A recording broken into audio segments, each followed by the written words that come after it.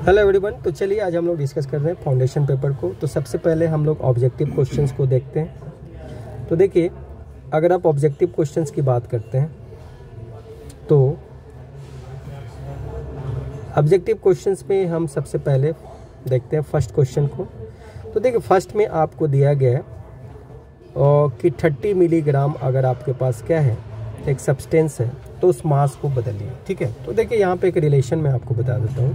अगर आपके पास 1 मिलीग्राम है तो इस 1 मिलीग्राम को आप लिख सकते हैं 10⁻⁻² डेसीग्राम, या इसी को लिख सकते हैं 10⁻⁻³ ग्राम, और इसी को लिख सकते हैं 10⁻⁻6 kg। अब इस हिसाब से अगर आप इसको सॉल्व करेंगे तो ऑप्शन में आपको वैल्यू दिया है 0.03 ग्राम, ये आपका आंसर आएगा। ठीक है। तो इसका जो आंसर होगा वो बी हो जाएगा।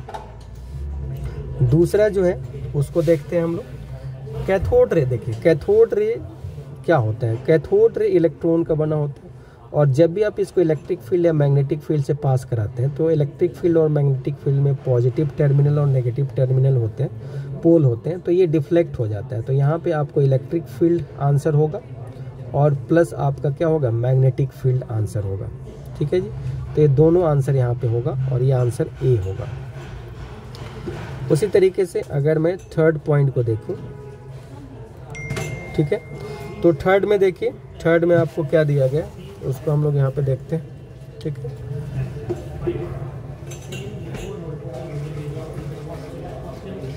तो थर्ड के केस में अगर हम देखें तो यहाँ पे हम लोग देख सकते हैं कि आपको W का वैल्यू 0 दिया गया है और Q का वैल्यू आपका रिलीज हो रहा है, नेगेटिव है।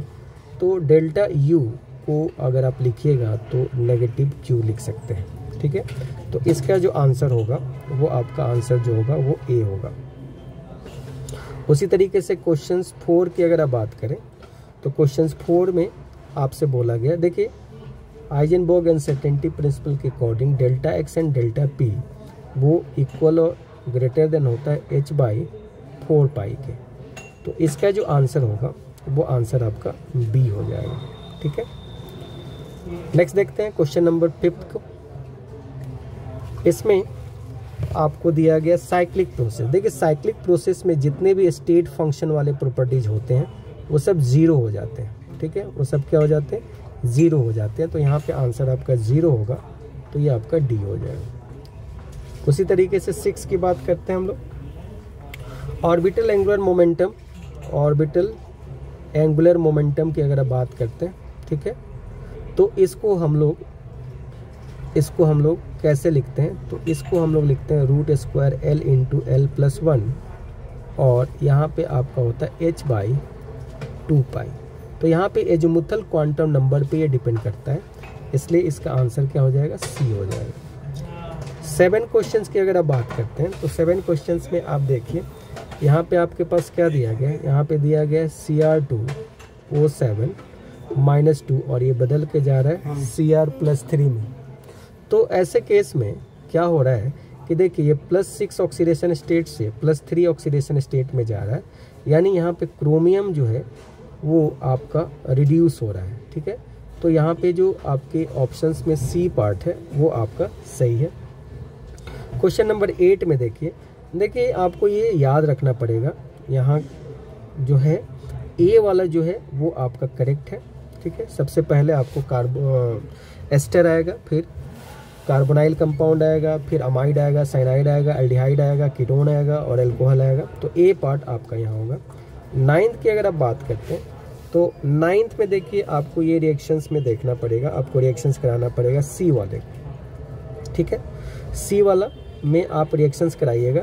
तो पहले आपके पास CH3 है, CH है, 2 है, और C है, ट्रिपल बॉन्ड क्या है, CH है। इसका रिएक्शंस अगर आप किसके साथ कराते हैं, NaNH2 के साथ कराते हैं, तो सबसे पहले आपको ये कंपाउंड, यहाँ से हाइड्रोजन निकलेगा टर्मिनल पार्ट से, और ये आपका बन जाएगा C- और ये बन जाएगा Na-। अब देखिए, इसका रिएक्शंस अगर आप ब्रोमाइड से कराते हैं, आपका CH2 2 3, मिल नहीं रही यार। ठीक है जी। तो यहाँ पे अगर हम देखें तो अब इसका रिएक्शंस आपको कराना पड़ेगा, Br CH2 CH2 CH2 और आपका Br है। ठीक है, तो यहाँ से अगर आप रिएक्ट कराओगे तो ये आपका बन जाएगा 1 2 3 4 5 6 7 8, तो यहाँ पे आपका आ जाएगा, तो आंसर आपका C हो जाएगा। तो ये करा के देख लीजिए आप यहाँ पे। नेक्स्ट देखें, अगर हम नेक्स्ट की बात करते हैं तो नेक्स्ट में अगर हम देखें तो हमारे पास क्या है, हमारे पास जो है 10 नंबर क्वेश्चन है। और 10 नंबर क्वेश्चन में देखिए आपके पास जैसे कोई भी एटम है, तो अगर वो 0 स्टेट में है और वही अगर इलेक्ट्रॉन ले लिया और वही अगर इलेक्ट्रॉन दे दिया, तो जैसे नेगेटिव चार्ज बढ़ता है वैसे उसका साइज बढ़ता है, और जैसे पॉजिटिव चार्ज बढ़ता है वैसे साइज उसका क्या होता है जी, घटता है। तो इसका जो आंसर है वो आपका आंसर क्या है जी, डी है। अब जो हम बात कर रहे हैं वो बात कर रहे हैं क्या जी, 11। ठीक है, अब 11 की अगर बात करें तो यहाँ पे आपको लिमिटिंग रिएजेंट को डिफाइन करने के लिए बोला गया। तो देखिए लिमिटिंग रिएजेंट को कैसे डिफाइन करते हैं। लिमिटिंग अगर रिएजेंट की बात करते हैं तो ये ऑर्गेनिक ये आपके जो भी केमिकल रिएक्शन होते हैं उस रिएक्टेंट में ये कंप्लीटली, मतलब अगर एक से ज़्यादा रिएक्टेंट है तो उसमें ये कंप्लीटली क्या हो जाते हैं, कंज्यूम्ड हो जाते हैं। तो इसी को हम लोग क्या बोलते हैं, that is called limiting reagent. 12 में देखिए, 12 में अपने को क्या करना है, अपने को यहाँ नोड डिवाइन करना है। नोड का देखिए क्या मतलब होता है, एटम में जो आपका न्यूक्लियस होता है और उस न्यूक्लियस के चारों तरफ एक ऐसा स्पेस है, ठीक है, उसमें इलेक्ट्रॉन की पाए जाने की probability, finding of electron is 0, तो this is called node. And there are 2 types of node, one is called radial and another is called angular node. ठीक है, तो ये पॉइंट आपको यहाँ पे लिखना होगा। ठीक है, और इसको रिप्रेजेंट करना पड़ेगा। नेक्स्ट है 13 में, electron gain enthalpy. What is electron gain enthalpy. देखिए इलेक्ट्रॉन गेन इंथैल्पी जब भी आप लिखते हो तो ऐसे लिखते हो, और यहाँ पे इलेक्ट्रॉन गेन इंथैल्पी में होता क्या है कि यहाँ पे जो एटम लेना होता है उसको हम लोग गैसेस स्टेट में लेते हैं, एंड इन दिस अगर आप यहाँ पे एक इलेक्ट्रॉन ऐड करते हैं तो यहाँ पे जो भी एंथैल्पी में चेंज आता है या तो वो गेन हो सकता है या तो वो रिलीज हो सकता है। तो यहाँ पे जब एक को लगाते हो, एक इलेक्ट्रॉन को ऐड करते हो तो वो नेगेटिवली होता है, और जब जैसे ही दूसरे इलेक्ट्रॉन को अगर नेगेटिवली चार्ज में ऐड करते हैं तो वैसे केस में यहाँ पे 1 लिखना है, यहाँ पे ये -2 होगा, और इस केस में इलेक्ट्रॉन गेन इंथैल्पी जो होगा वो आपका क्या हो जाता है जी, पॉजिटिव हो जाता है। तो ये इस तरह से डिफाइन करना पड़ेगा, the enthalpy change when electron added to the isolated gaseous atom. तो अगर आप फर्स्ट करते हैं तो जनरली वो नेगेटिव होता है, लेकिन सेकेंड ऑलवेज क्या होता है, पॉजिटिव आपका होता है। नेक्स्ट हम बात करने जा रहे हैं, और ये हमारा 14 नंबर, और इसमें सिग्मा बॉन्ड बोला जा रहा है स्ट्रॉन्गर देन पाई बॉन्ड। देखिए बॉन्ड स्ट्रेंथ जो होता है वो डायरेक्टली प्रोपोर्शनल होता है extent of overlapping, extent of overlapping. यानी अब आपको इस पॉइंट को लिख देना पड़ेगा कि in sigma bond formation there is axial bond and the extent of axial bond overlapping is greater than lateral overlapping which is in pi bond। तो इस तरीके से आप यहाँ पे इसको डिफाइन कर सकते हैं। 15 क्वेश्चंस देखते हैं हम लोग। यहाँ पे आपको दिया है रिएक्शन कोसेंट क्या है। देखिए रिएक्शन कोसेंट जो होता है, this is ratio product and concentration of product and reactant at any time, at any time. ठीक है, तो ये पॉइंट अपने को यहाँ पे लिख देना है, डिफाइन कर देना है, और एक कंडीशन लिखना है कि जब Q ग्रेटर देन K हो गया तो रिएक्शन बैकवर्ड शिफ्ट करता है, अगर Q लेस देन K हो गया तो रिएक्शन फॉरवर्ड शिफ्ट करता है, and Q equals to K हो गया तो रिएक्शन इक्विलिब्रियम में होता है। तो इस पॉइंट को आपको यहाँ पे एक्सप्लेन करना पड़ेगा। नेक्स्ट है 16 नंबर क्वेश्चन में आपसे बोला जाए, ठीक है, यहाँ पे ये आपका 16 नंबर क्वेश्चन है, ये आपका 15 नंबर है। यहाँ पे देखिए सिस्टम के बारे में बोला जा रहा है, सिस्टम क्या होता है, ठीक है। तो देखिए यूनिवर्स में the place where we observe the study, ठीक है, यानी वहाँ पे यूनिवर्स में वैसा स्पेस जहाँ पे आप क्या करते हो, एक्सपेरिमेंट प्रोसीड कराते हो, तो इसी को हम लोग क्या बोलते हैं, दैट इज कॉल्ड सिस्टम, ठीक है। और दिस सिस्टम में भी कैसा कैसा हो सकता है, ये ओपन सिस्टम हो सकता है, क्लोज सिस्टम हो सकता है, आइसोलेटेड सिस्टम होता है। अब इसको 1 बाय 1 करके आपको क्या करना है, इसको एक्सप्लेन कर देना है। नेक्स्ट जो है आपका 17 में आपके पास क्या है, ओस्टवाल्ड डाइल्यूशन लॉ, ठीक है, ओस्टवाल्ड डाइल्यूशन लॉ। देखिए ओस्टवाल्ड डाइल्यूशन लॉ जनरली हम लोग यूज करते हैं वीक इलेक्ट्रोलाइट के लिए, वीक इलेक्ट्रोलाइट के लिए। और यहाँ पे हम लोग कैलकुलेशन करके एक रिलेशन निकालते हैं के एंड अल्फा, मतलब डिग्री ऑफ डिसोसिएशन में, ठीक है। और ये रिलेशन आप जब कैलकुलेट करेंगे तो आपके पास k equals to C alpha square आता है, और यहाँ से हम लोग ये वैल्यू को पुट करते हैं। नेक्स्ट है क्वेश्चन नंबर 18। क्वेश्चन नंबर 18 में हम लोग को लिखना है स्ट्रक्चर्स के बारे में। तो यहाँ पे एसिटिलीन दिया, एसिटिक एसिड दिया है, तो एसिटिक एसिड आप यहाँ पे लिख दीजिए। तो एसिटिक एसिड आप इस तरीके से लिख सकते हैं। उसी तरीके से टॉल्यूइन आपको दिया गया, तो टॉल्यूइन आप यहाँ पे लिख सकते हैं, ठीक है। नेक्स्ट है अपना, अब हमारा जो क्वेश्चन आ रहा है वो देखते हैं हम लोग, ठीक है। तो नेक्स्ट जो क्वेश्चन अपना आ रहा है वो सेक्शन बी का है, ठीक है। ये हमारा सेक्शन बी था। सेक्शन सी का क्वेश्चन है, और उसमें देखिए आपको पहला जो दिया है वो मोलारिटी को डिफाइन करने के लिए दे रहा है। दूसरा जो है वो आपको मोल फ्रैक्शंस को डिफाइन करने के लिए दे रहा है, और तीसरा जो है वो मोलालिटी को डिफाइन करने के लिए दे रहा है। देखिए बहुत सिंपल है,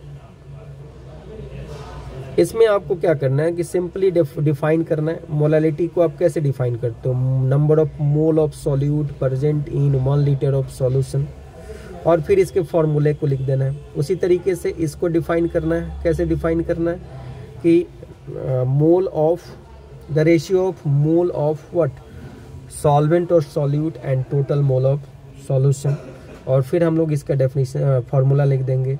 और मोलालिटी किसको लिखते हैं हम लोग, मोलालिटी की अगर आप बात करते हैं तो मोलालिटी में आप लिखते हैं क्या कि molality means number of what, number of mole of solute present in 1 kg of solvent, और इसका फॉर्मूला आपको यहाँ पे क्या करना है, लिख देना है, ठीक है। नेक्स्ट है, देखिए नेक्स्ट हम बात करने जा रहे हैं। नेक्स्ट क्वेश्चन जो है वो है डी ब्रॉगली के बारे में पूछा गया। तो देखिए डी ब्रॉगली जो हाइपोथेसिस है ये इम्पॉर्टेंट है, और ये बार बार आपसे पूछा जाता है। देखिए de Broglie hypothesis dual nature of particles को एक्सप्लेन करता है, ठीक है। और यहाँ पे आपको बताया गया कि जब आप पार्टिकल्स को मूव कराते हैं हाई स्पीड से, तो यहाँ पे लेमडा यहाँ पे आपको मिलता है, और एक रिलेशन मिला h/p, और इसी को हम बोलते हैं h/mv, ठीक है। तो इसके पॉइंट्स को हमको यहाँ पे इस तरीके से लिखना होगा। नेक्स्ट जो है वो है अपना क्वेश्चन है, और इसमें आपसे पूछा गया है कि रिडॉक्स रिएक्शंस क्या होता है, ठीक है। तो देखिए रिडॉक्स रिएक्शंस में अपने को करना क्या है, सबसे पहले इसको डिफाइन करना है, और डिफिनीशन में हम लोग क्या लिखते हैं, reduction and oxidation takes place simultaneously, ठीक है। अब देखिए यहाँ पे एग्जाम्पल देना है इसका, और वहाँ पे एग्जाम्पल में आपको बताना है which one is oxidise and which one is reduce. फिर आपको टाइप लिखना है, ठीक है। अब टाइप में आपको क्या होता है, कम्बिनेशन रिएक्शन मिल जाएगा, आपको डिस्प्लेसमेंट रिएक्शंस मिल जाएगा, ठीक है जी, आपको यहाँ पे डिसप्रोपोर्शनेशन रिएक्शंस मिल जाएगा। तो ये सारे टाइप्स को आपको विथ एग्जाम्पल डिफाइन करना है। नेक्स्ट जो है यहाँ पे आपके पास क्या है, वो है आपके पास दैट इज एटॉमिक रेडियाई।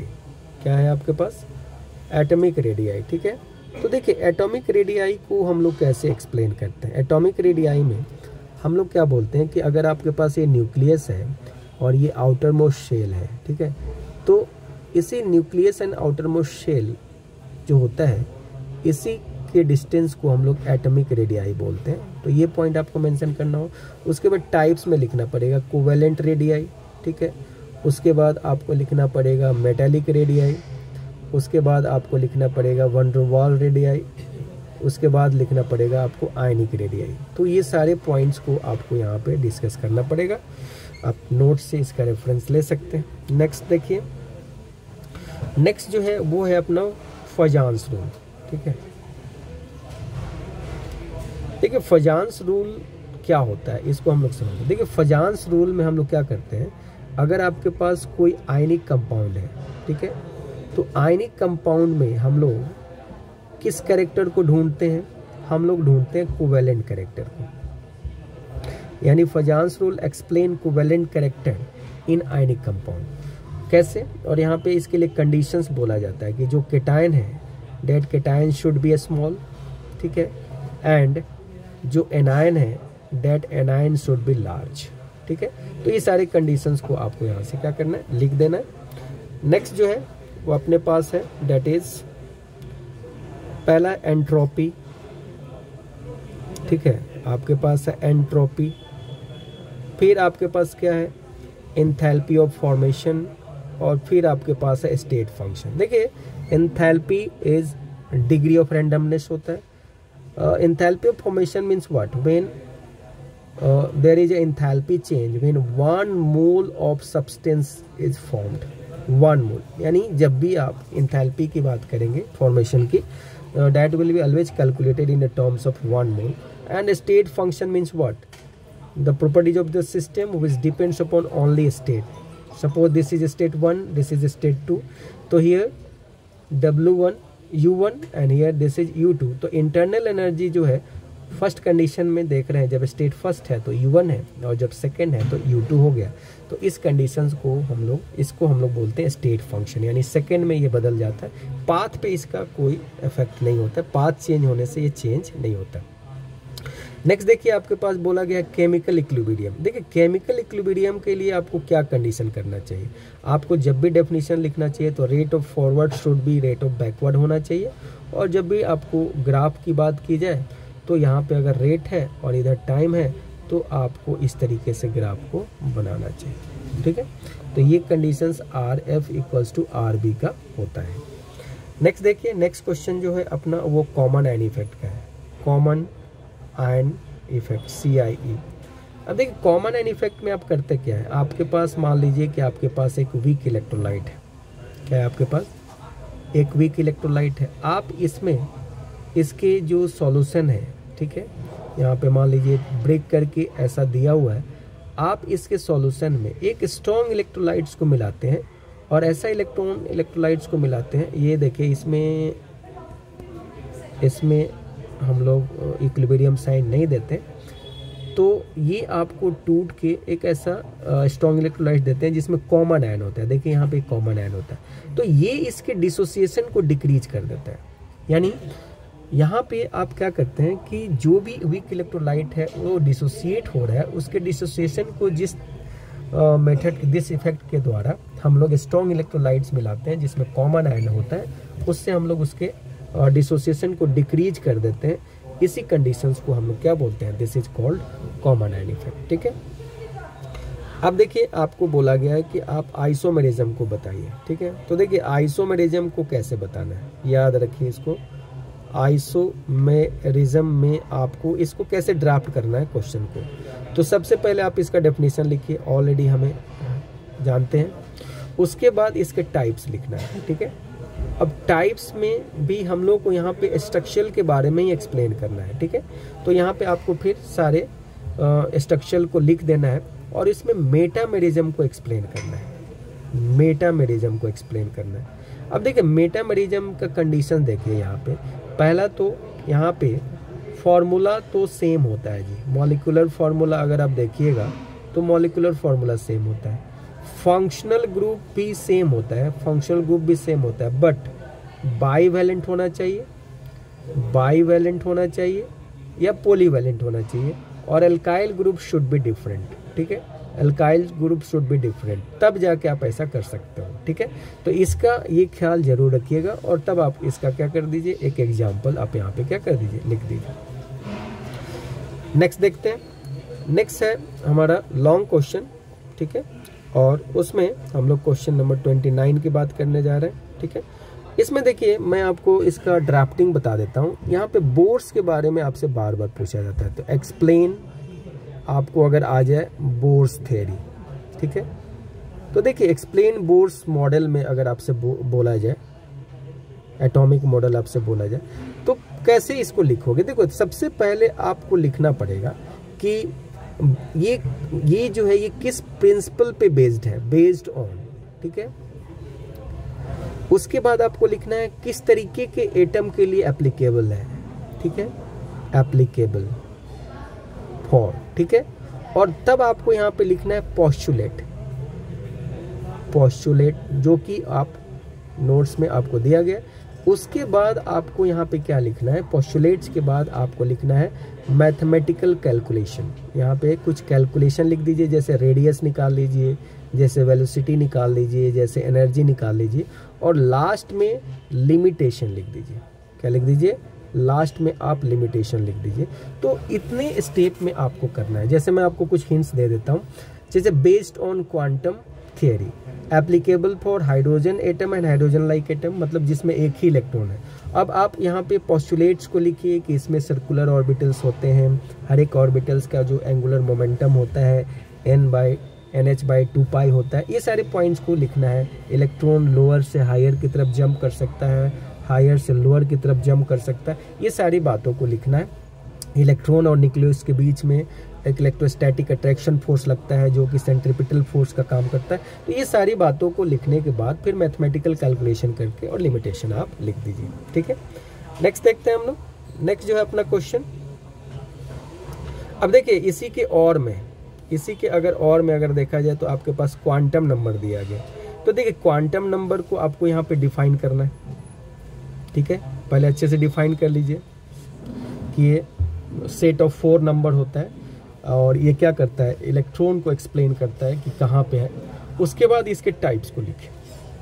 ठीक है, अब देखिए जो भी आप यहाँ पे टाइप्स लिखोगे, टाइप्स 1 2 3 4 होते हैं। अभी सब पहले एक 1 by 1 करके सबको क्या करना है, आपको यहाँ पे एक्सप्लेन कर देना है। ठीक है, अब आइए क्वेश्चन नंबर 30 की बात कर रहे हैं। ठीक है, अब यहाँ पे आपको बोला गया बफर सॉल्यूशन के बारे में बताने के लिए। तो देखिए बफर सॉल्यूशन को सबसे पहले डिफाइन करिए। डेफिनेशन जो होना चाहिए वो प्रॉपर होना चाहिए।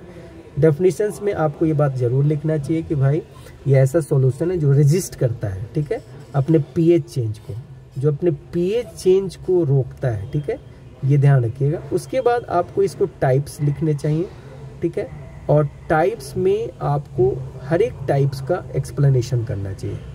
Explain each type. ठीक है, तो आपको यहाँ पे बफर का डेफिनेशंस लिखना है कि the solution which resist it's pH change by adding a small amount of a strong acid or strong base is known as buffer solution. There are 2 types of buffer solution: simple buffer, mixed buffer. Mixed buffer are 2 types, acidic and basic.